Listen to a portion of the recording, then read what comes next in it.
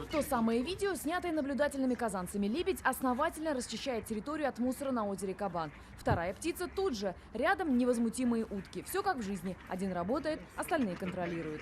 Вот те самые лебеди-санитары. И если довести ситуацию до абсурда, то можно предположить, например, что они прервались на обеденный перерыв, потому как территория еще сильно загрязнена.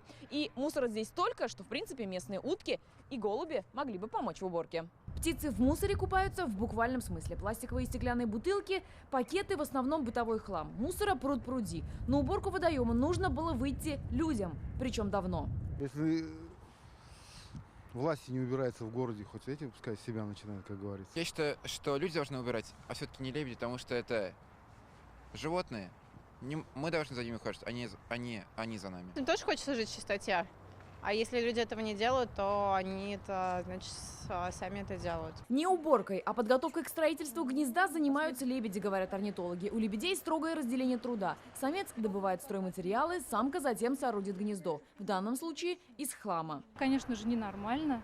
Гнезда должны быть построены из рогоза, тростника, камыша, но ни в коем случае не из мусора. Тем более, что многие пластиковый мусор может быть токсичным, может начать разлагаться, особенно если будет жаркая весна.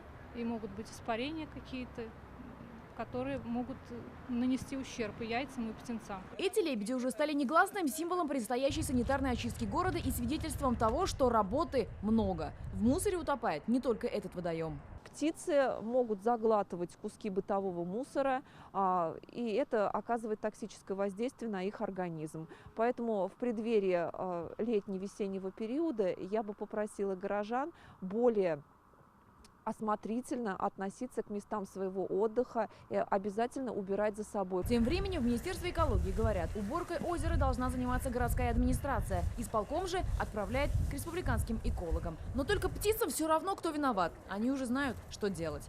Альбина Слугараева, Андрей Сантальцев, ТНВ, Казань.